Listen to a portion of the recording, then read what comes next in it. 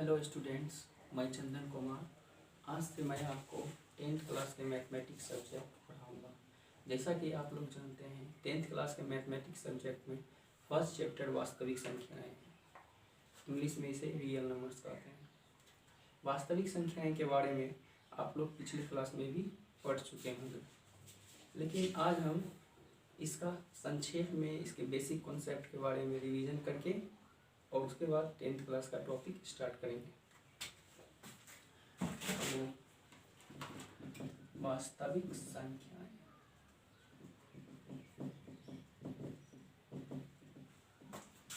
English में इसे real numbers.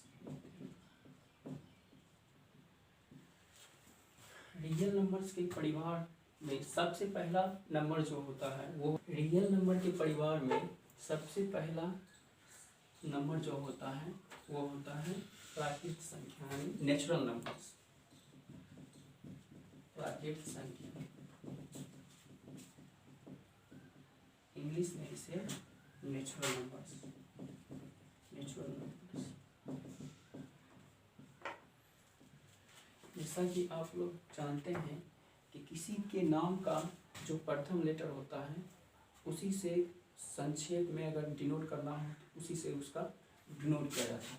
तो इसी तरह से प्राकृत संख्याओं का इंग्लिश में नेचुरल नंबर कहते हैं और इसका प्रथम लेटर एन है, इसलिए हम प्राकृत संख्याओं को कैपिटल एन से डिनोट करते हैं, सूचित करते हैं। अब पहले ये जान लेते हैं कि प्राकृत संख्याएं होती क्या है। प्राकृत संख्या के बारे में आप लोग बचपन से पढ़ते हैं। जैसे कि बचपन में हम लोग गिनती गिनते हैं, ये जो गिनती की संख्या जो होती है यही प्राकृत संख्या होती है। यानी हम कह सकते हैं गिनती की संख्याएं को प्राकृत संख्या कहते हैं। और गिनती स्टार्ट होती है 1 से, इसलिए सबसे छोटी प्राकृत संख्याएं 1 होती है। 1 2 3 4 5 6 7 डॉट डॉट डॉट इसी तरह इंफिनिटी तक। अब यहाँ पहले ही बता चुके हैं कि प्राकृत संख्या का प्रथम लेटर एन होता है, इसलिए हम इसे कैपिटल एन से डिनोट करते हैं। डेफिनेशन से क्लियर है कि सबसे छोटी प्राकृत संख्या 1 और सबसे बड़ी प्राकृत संख्या होती ही नहीं है, क्योंकि आप बड़ी से बड़ी प्राकृत संख्या में भी अगर एक जोड़ेंगे तो उससे आगे वाली यानी उससे बड़ी प्राकृत संख्या मिल जाएगी, इसलिए सबसे बड़ी प्राकृत संख्या होती नहीं। अब ये जान लेते हैं कि इस प्राकृत संख्या का यूज क्या है डेली लाइफ। हम लोग मार्केट जाते हैं और कोई भी चीज़ खरीदते हैं। अगर मान लीजिए हम ये मार्कर खरीदे हैं 30 रुपया, तो ये जो 30 रुपया यूज किए हम 30 रुपीज़, ये क्या है? ये प्राकृत संख्या है। और इसी तरह से अगर सब्जी ले रहे हैं डेली 10 रुपये के जी, 20 रुपये के जी, ये जो हम यूज कर रहे हैं ये सब संख्या जो है ये सब प्राकृत संख्या है। इसका हम डेली लाइफ में कोई काउंटिंग करते हैं, जैसे कुछ गिनना होता है, गिन के बताते हैं कि कितना एप्पल है। मान लीजिए टोकरी में अगर 20 एप्पल है, गिनते हैं। ये जो काउंटिंग करते हैं तो ये सब काउंटिंग नंबर्स ही है, तो ये सब हम प्राकृत संख्या का हम यूज करते हैं इसमें। अब हम पूर्ण संख्या के बारे में पढ़ेंगे, क्योंकि वास्तविक संख्या का परिवार में अगला नंबर जो होता है वो होल नंबर से पूर्ण संख्या है। पूर्ण संख्या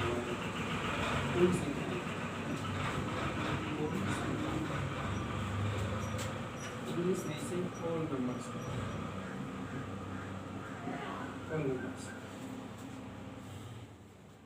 जैसा कि नाम से ही क्लियर है, हम पहले भी बता चुके हैं कि प्रथम लेटर्स किसी के भी नाम का प्रथम लेटर से उसको डिनोट किया जाता है। इसका प्रथम लेटर W है, इसलिए हम पूर्ण संख्या को कैपिटल W से सूचित करते हैं।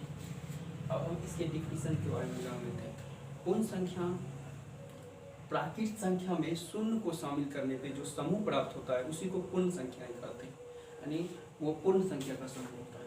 अब प्राकृत संख्या के बारे में हम जो जानते हैं कि ये 1 से स्टार्ट होती है और इन्फिनिटी तक जाती है, यानी अनंत तक जाती है। तो इसमें सिर्फ 0 ऐड हो जाएगा, अलग से जुट जाएगा, तो पूर्ण संख्या का समूह मिल जाएगा।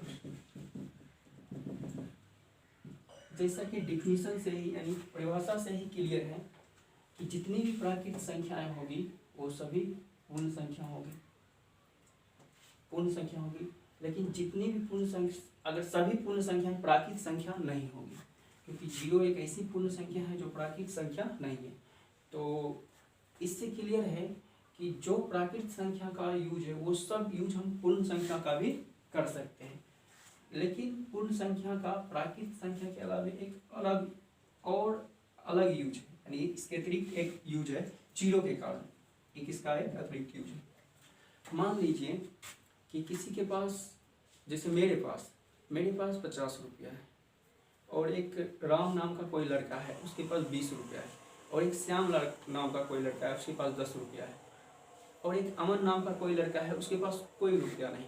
मेरे पास तो 50 रुपया है और हम डायरी मेंटेन कर रहे हैं, तो हम ये लिख सकते हैं कि मेरे पास 50 रुपया है, मेरे पास 50 रुपया है। फिर श्याम नाम का लड़का, राम नाम के लड़का के पास 20 रुपया है, तो वो भी लिख सकता है कि मेरे पास 20 रुपया है। फिर श्याम नाम के लड़का के पास 10 रुपया है, तो वो भी लिख सकता है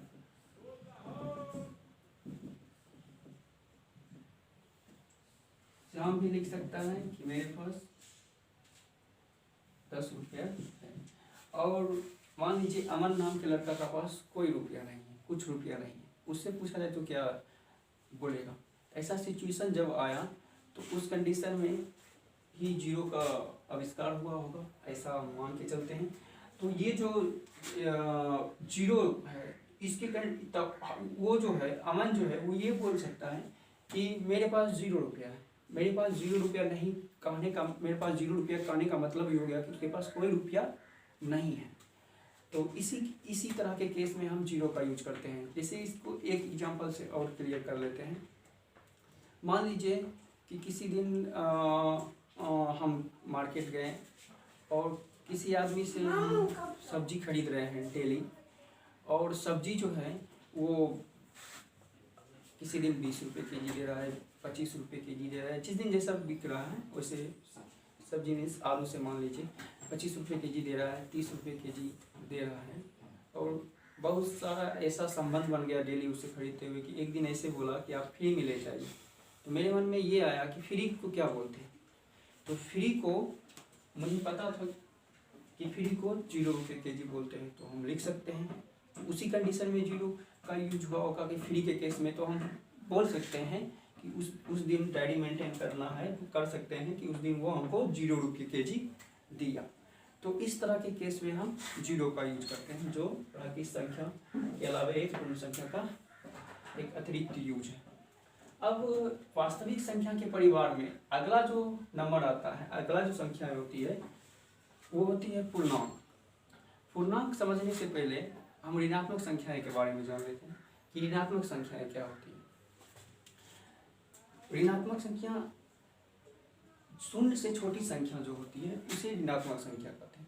जो भी संख्या शून्य से छोटी होगी उसे ऋणात्मक संख्या कहते हैं। उसे दिखाने के लिए हम सिर्फ प्राकृतिक संख्या में ही एक स्पेशल सिंबल का यूज करते हैं, उससे क्लियर हो जाता है कि ये ऋणात्मक संख्या है। जैसे मान लीजिए प्राकृतिक संख्या 1 है, तो अगर हमको दिखाना है ऋणात्मक संख्या, जैसे 0 से कोई 1 कम है, तो हम सिर्फ -1 जो है 0 से 1 कम। अगर हम ये बोल दें कि -2, ये -2 जो है 0 से 2 कम, तो ये जो स्पेशल सिंबल है माइनस, इसको यूज करके हम ये बता देते हैं कि ये सब ऋणात्मक संख्या, यानी ये शून्य से छोटी है। -1 -2 ये सभी संख्याएं शून्य से छोटी है। तो आप समझ गए होंगे। और इस ऋणात्मक संख्याओं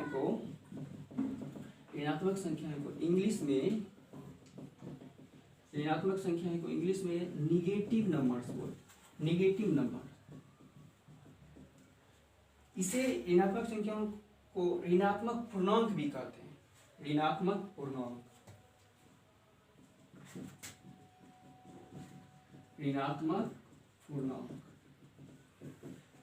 तो इसे इंग्लिश में निगेटिव इंटीजर्स, पूर्णांक के बारे में आगे पढ़ेंगे ही हम। तो निगेटिव इंटीजर्स बोलते हैं। तो इंटीजर्स का प्रथम लेटर आई होता है, क्योंकि ये ऋणात्मक पूर्णांक है, इसलिए ऋणात्मक पूर्णांक को हम i- से सूचित करते हैं। i- कहीं आप लिखे देखें तो समझ जाइए कि ये ऋणात्मक पूर्णांक को सूचित कर रहा है। तो ऋणात्मक -... -3 -2 -1, जैसा कि डिफिनीशन से क्लियर है। अगर हम ये पूछे कि सबसे छोटी ऋणात्मक पूर्णांक क्या है, तो सबसे छोटी ऋणात्मक पूर्णांक तो होती नहीं है, क्योंकि छोटी से छोटी ऋणात्मक पूर्णांक में अगर एक घटाएंगे उससे छोटी वाली ऋणात्मक पूर्णांक हमको मिल जाएगी, और बड़ी से बड़ी ऋणात्मक पूर्णांक यानी सबसे बड़ी ऋणात्मक पूर्णांक -1 होती है। अब हम ये जान लेते हैं कि पूर्णांक क्या होती है। पूर्णांक इंग्लिश में इसे इंटीजर्स कहते हैं।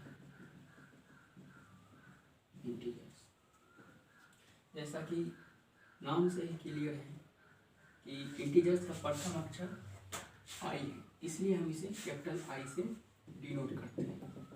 ये जान लेते हैं कि इंटीजर्स होता क्या है, पूर्णांक होता क्या है। जितनी भी धनात्मक संख्या हैं, शून्य और ऋणात्मक संख्या के समूह को पूर्णांक कहते हैं। यानी दूसरे शब्दों में ऐसा बोल सकते हैं कि पूर्ण संख्या में यदि ऋणात्मक संख्या को शामिल कर लिया जाए तो जो नया समूह बनता है उसे हम पूर्णांक कहते हैं।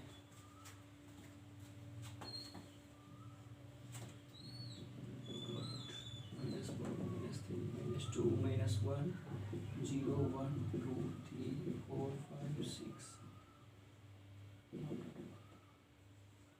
जैसा कि डिफिनीशन से ही क्लियर है कि सबसे छोटी पूर्णांक होती ही नहीं है। अभी ये पूछा जाए कि सबसे बड़ी पूर्णांक होती है, तो सबसे बड़ी पूर्णांक भी नहीं होती है, क्योंकि सबसे बड़ी पूर्णांक में अगर एक जोड़ेंगे तो उससे आगे यानी उससे बड़ी वाली पूर्णांक हमको मिल जाएगी। उसी तरह से सबसे छोटी पूर्णांक में अगर एक घटाएंगे तो उससे भी छोटी पूर्णांक हमको मिल जाएगी। एक चीज़ और जान लेते हैं कि ये जो पूर्णांक है इसका यूज क्या है।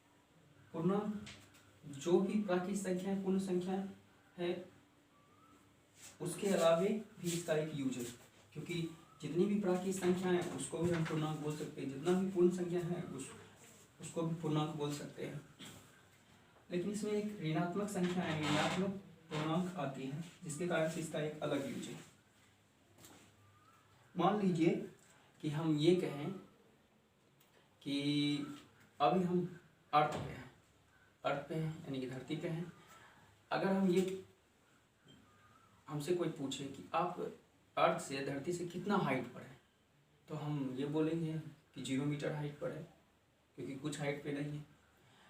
अगर ये पूछा जाए कि कुछ देर के बाद मान लीजिए हम छत पे खड़े हैं, ठीक है, तो वहाँ पूछा जाए कि आप कितने हाइट पे, अगर वो मान लीजिए 10 मीटर हाइट पर है तो हम बोल सकते हैं कि +10 मीटर हाइट पे है। नहीं, इसमें हम प्राकृतिक संख्या का यूज करते हैं। 0 मीटर हाइट पे हम पूर्ण संख्या का यूज कर लिए, क्योंकि 0 एक पूर्ण संख्या। यदि हमसे अगर मान लीजिए हम अर्थ से भी डाउन नीचे चल गए, तो उस समय अगर हमसे पूछा जाए कि आप कितना हाइट पे हैं, तो हम सिर्फ मान लीजिए 10 मीटर हम नीचे चल गए। अगर हम सिर्फ इतना अगर बोल देते हैं कि हम अर्थ से -10 मीटर पे हैं, इसका मतलब ही हो जाएगा कि अर्थ से यानी धरती से हम नीचे 10 मीटर हैं। माइनस बोलने से हमको ये नहीं बोलना पड़ेगा कि हम धरती से 10 मीटर नीचे हैं, सिर्फ -10 मीटर बोलने से वो क्लियर हो जाएगा कि -10 मीटर का मतलब ही हो जाएगा कि हम अर्थ से 10 मीटर नीचे हैं। इसको एक और एग्जांपल से समझते हैं। मान लीजिए कि मेरे पास 50 रुपया है, किसी गोपाल नाम के पास 10 रुपया है, और किसी और एक राजकुमार नाम का लड़का है उसके पास 0 रुपया है, और एक और लड़का है श्याम नाम का, उसके पास तो रुपया भी नहीं है और वो 20 रुपया कर्ज में है।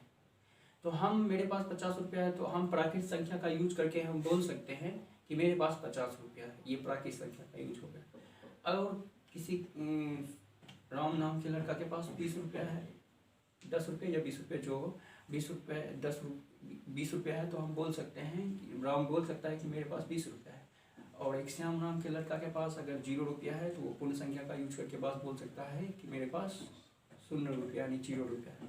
लेकिन जो राजकुमार नाम का लड़का है उसके पास तो कोई रुपया नहीं, तो वो क्या बोलेगा, तो वो सिर्फ ये बोल देगा कि मेरे पास -20 रुपया है। इसका मतलब ही हो जाएगा कि वो 20 रुपया कर्ज में है, वो 20 रुपया कर्ज में है। उसको ये नहीं बोलना पड़ेगा कि मैं 20 रुपया कर्ज में हूँ, मेरे पास कोई रुपया नहीं है, ये नहीं बोल सकता हूँ। वो बोलेगा मैं 20 रुपया कर्ज में हूँ, इसके अलावा हम ये नहीं बोल के वो सीधा बोलेगा मेरे पास -20 रुपया है।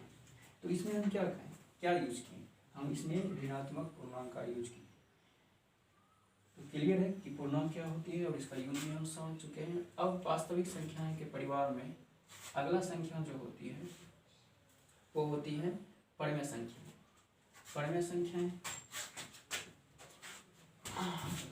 इसको मिटा देते हैं।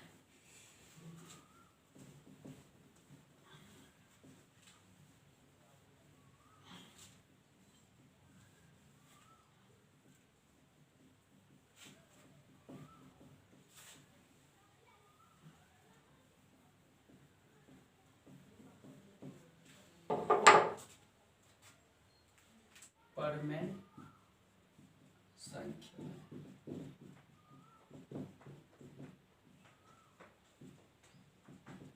Rational number. परिमेय संख्या की परिभाषा जानने से पहले हम एक सिचुएशन पे विचार करते हैं। मान लीजिए कि 4 दोस्त हैं, 4 दोस्त हैं, बच्चा है, 4 दोस्त है, वो स्कूल गया, चारों एक क्लोज फ्रेंड है।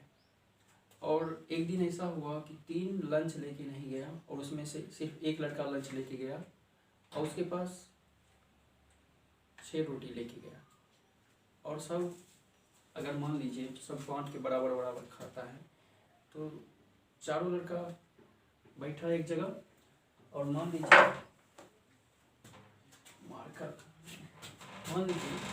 वो बांट रहा है, तो सब एक एक रोटी सबको मिलेगा। जैसे मान लीजिए किसी का नाम राम है, एक रोटी श्याम को मिलेगा, ये एक रोटी अमर नाम का लड़का हमारा, एक रोटी राजकुमार नाम के लड़का को मिलेगा। ठीक है, उसके बाद वो क्या करेगा, हाफ हाफ रोटी बटेगा, यानी आधा करके बटेगा। अब आप ये सोचिए कि आधा करके वो बांटा, तो उसमें से किसी लड़का को ये नहीं पता था कि आधा को क्या लिखते हैं। अब मान लीजिए कि ये सिचुएशन है, उत्पन्न हो गया, तो आप क्या कर सकते हैं, आधा को क्या लिख सकते हैं। आधा करना तो हम प्राकृत संख्या में लिख सकते हैं ना, 1 2 3 4 ऐसे नहीं लिख सकते हैं ना। हम पूर्ण संख्या ये भी नहीं लिख सकते कि 0 रोटी दिए, ये भी नहीं लिख सकते हैं कि ऋणात्मक में भी हम यानी पूर्णांक में भी नहीं लिख सकते हों। तो हम क्या लिख सकते हैं, तो ये सिचुएशन जो आया तो परिमेय संख्या का उत्पत्ति है। अब परिमेय संख्या किसे कहते हैं, परिमेय संख्या रियली में भिन्न का एक विस्तृत रूप है। भिन्न के बारे में आप लोग पढ़ चुके हो। भिन्न क्या होता है, भिन्न पूर्ण का एक भाग होता है। जैसे रोटी, तो रोटी को हम 2 टुकड़ा कर दिए, 2 टुकड़ा कर दिए, तो प्रत्येक टुकड़ा को अगर पूर्ण वो एक था, एक पूरा को 2 टुकड़ा कर दिए, तो प्रत्येक जो टुकड़ा हो गया रोटी का उसको 1/2 से लिखा गया। अब इसमें ऊपर वाले को अंश कहते हैं, नीचे वाले को हर कहते हैं। क्लियर है। तो ये उसमें से मान लीजिए पूरा को अगर 3 टुकड़ा बराबर बराबर में अगर बांट दिया जाए तो प्रत्येक भाग 1/3 होगा। इसमें अंश ये बताता है कि उसमें से कितना भाग लिया गया है और ये हर ये बताता है कितना भाग में बटा है। अगर मान लीजिए उसको 3 टुकड़ा में बांट दिया जाता तो प्रत्येक भाग 1/3 होता। ठीक है। और अगर किसी को हम 2 टुकड़ा दे दिए तो हम कहेंगे कि उसको 2/3 दिए। ठीक है, क्योंकि उससे 2 टुकड़ा उसको दे दिए। ठीक है, तो अंश ये बताता है कि कितना भाग दिया गया है या उसे लिया गया है, और हर ये बताता है कि पूर्ण जो है कितना भाग में बराबर बराबर बटा हुआ है। अब हम जान लेते हैं कि परिमेय संख्या का परिभाषा जान लेते हैं कि परिमेय संख्या क्या है। परिमेय संख्या जैसे कि ऊपर हम लिख चुके हैं, इसका रेशनल नंबर बोलते हैं। तो p/q के रूप में व्यक्त संख्या, या ये कहें कि p/q के उसी संख्या जिसे पी बाई क्यू के रूप में लिखा जा सके। पी बाई क्यू के रूप में संख्या को परमेय संख्याएं कहते हैं, जहां q does not equal to 0 और p तथा q पूर्णांक है।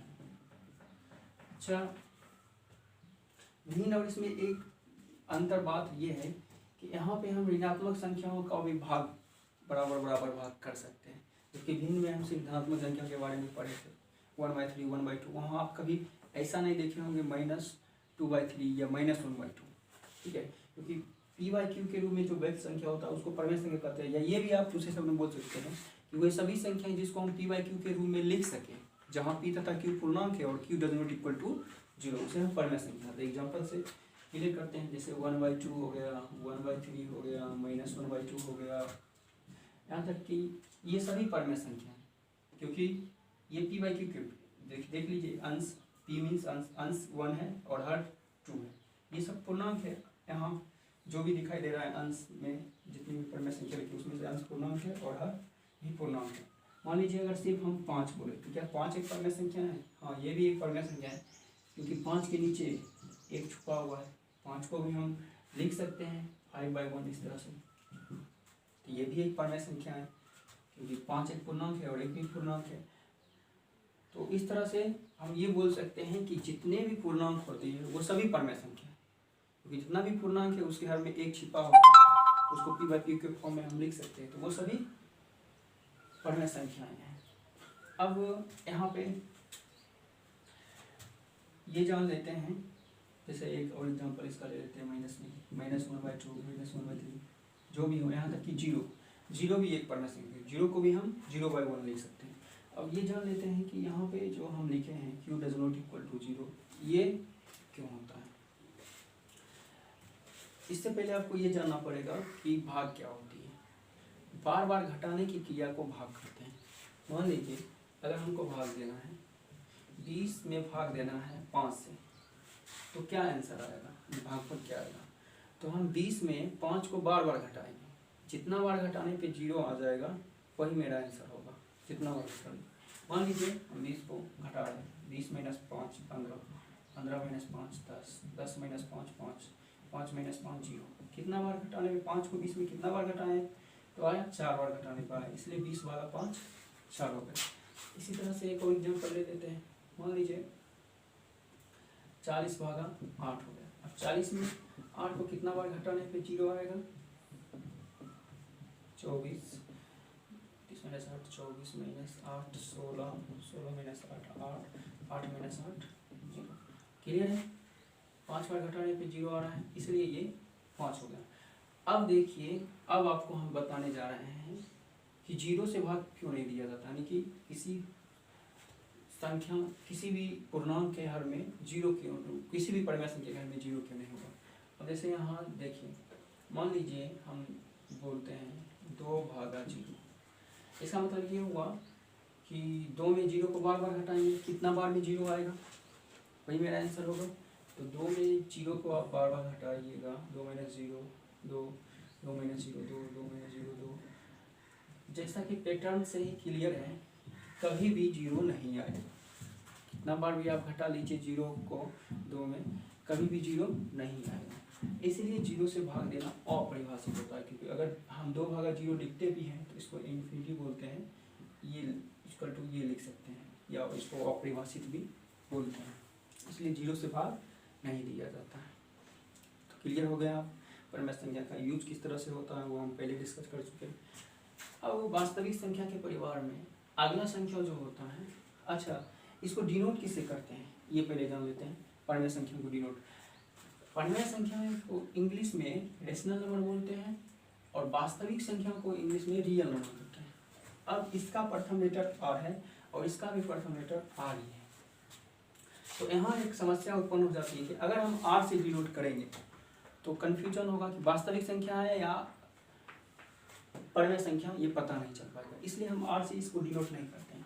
जैसे 1/2 है, तो 1/2 या 20/5 या 20/5, तो इसका जो या 1/2 इक्वल टू 0.5, तो ये जो इसका जो रिजल्ट आता है उसको हम क्वाइसेंट बोलते हैं, इंग्लिश में उसको क्वाइसेंट बोलते हैं, क्वाइसेंट।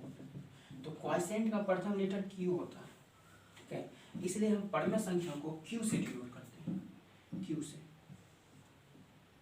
यानी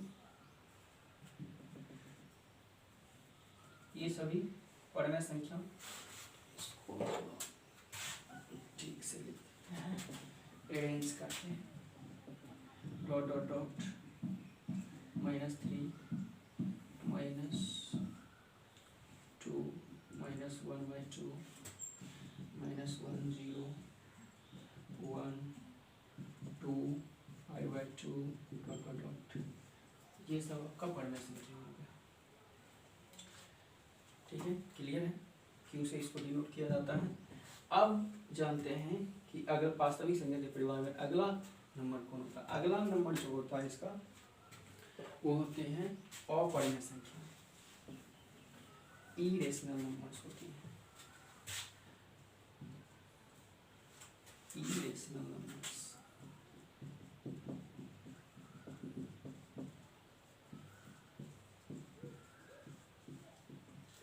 इरेशनल नंबर्स, अपरिमेय संख्या। अपरिमेय संख्या किसे कहते हैं? जैसा कि हम जानते हैं कि p/q के रूप में लिखी संख्या को परिमेय संख्या कहते हैं, जहाँ p तथा q पूर्णांक है और q does not equal to 0।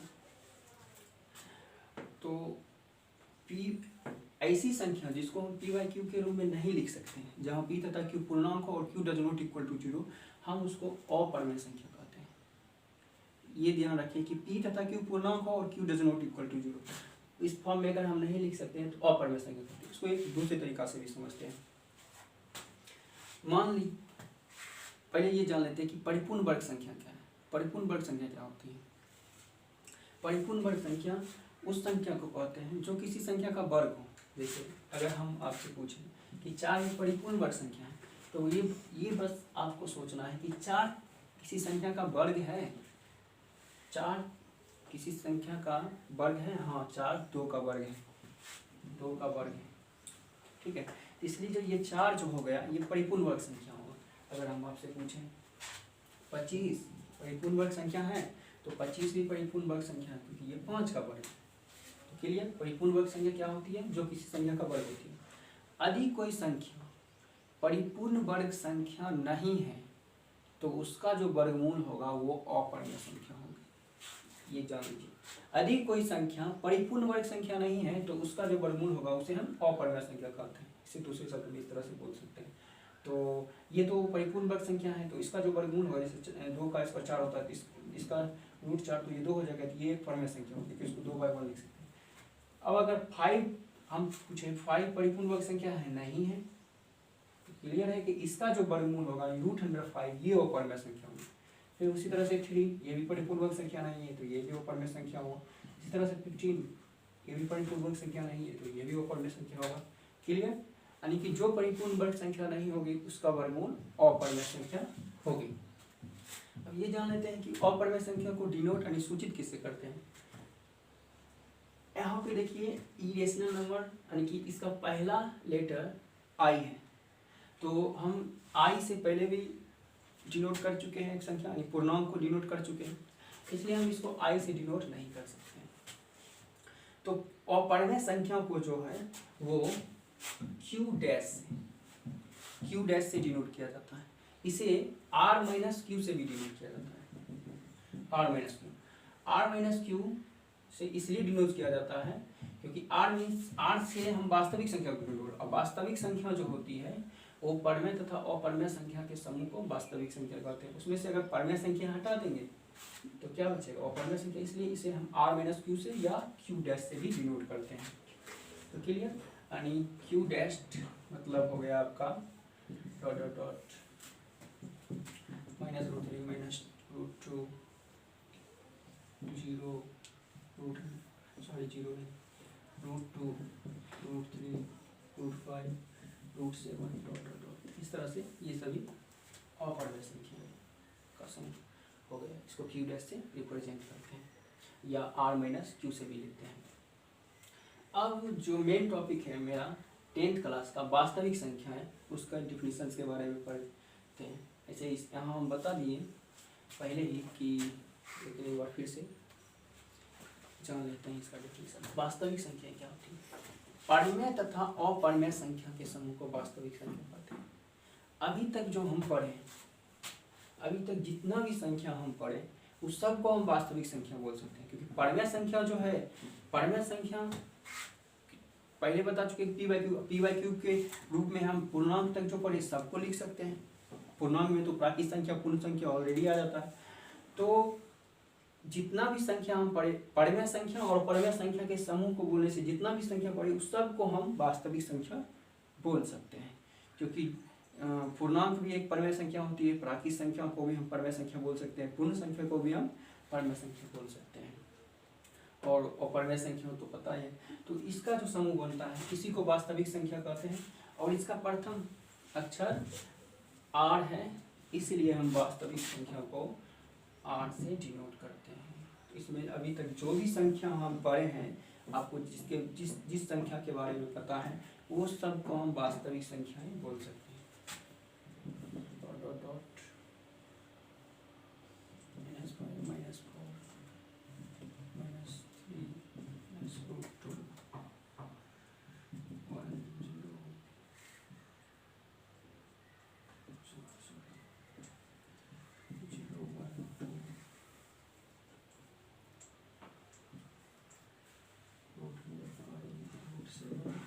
इस तरह से ये सभी संख्याएं यानी वास्तविक संख्या के परिवार में सभी संख्या आ जाती है। आगे जाके हम लोग पढ़ेंगे 11th क्लास में सम्मिश्र संख्या, जो एक नया संख्या है। ये 10th क्लास का चैप्टर है। अभी आपको सिर्फ वास्तविक संख्या तक पढ़ना था। ये कुछ बेसिक कॉन्सेप्ट था जो हम आपको बता दिए। अब आपसे एक अनुरोध है, अगर आपको ये वीडियो अच्छा लगा हो, इससे आपको कुछ थोड़ा सा भी बेसिक कॉन्सेप्ट या कुछ जानकारी मिला हो, तो आप इस चैनल को सब्सक्राइब कर दें, लाइक कर दें, और सब्सक्राइब कीजिएगा तो बेल आइकन को दबाना ना भूलिए, क्योंकि जो भी नोटिफिकेशन होगा वो आपको मिल जाएगी जैसे ही हम वीडियो इस पर अपलोड करेंगे। और आपको जो भी प्रॉब्लम हो कमेंट बॉक्स में लिखिए, उसका हम आंसर देंगे। ऐसे हम अभी ये फर्स्ट क्लास है 10th क्लास का, NCERT बेस्ड हम लेके चलेंगे, लेकिन आप साइड बुक रखिए, साइड बुक से भी बनाइए, जो भी साइड बुक आपके पास है उससे बनाइए। जो प्रॉब्लम हो कमेंट बॉक्स में लिखिए और उसका आंसर हम देंगे। ज़्यादा से ज़्यादा जो क्वेश्चन पूछा जाएगा कमेंट बॉक्स में उसका आंसर तो ज़रूर ही देंगे, और कोशिश करेंगे कि पर्सनली भी हम, क्योंकि बहुत ज़्यादा अगर कमेंट आ जाएगा तो एक एक का देना तो उतना पॉसिबल नहीं है, लेकिन ज़्यादा से ज़्यादा हम कोशिश करेंगे कि सबको सेटिस्फाई कर पाएँ। अगर आपको कोई भी परेशानी हो तो आगे हम एक व्हाट्सएप नंबर भी देंगे, जिस पे आप अपना क्वेश्चन हमसे डायरेक्टली पर्सनली भी पूछ सकते हैं। तो आज से आप हम लोग के साथ जुड़ जाइए, और ये सिलसिला ऐसे ही चलते रहेगा। नेक्स्ट क्लास में हम 10th क्लास का स्पेशल जो है टॉपिक, उस पर वीडियो बनाएंगे। और जैसा कि आप लोग जानते हैं 10th क्लास का फर्स्ट टॉपिक यूक्लिड विभाजन परिमिका और यूक्लिड विभाजन एलोगेरिथम है, उसके बारे में पढ़ेंगे। उसका कॉन्सेप्ट क्या है बेसिक वो पढ़ेंगे, उसके बाद उस पर कुछ क्वेश्चंस भी करेंगे। धन्यवाद।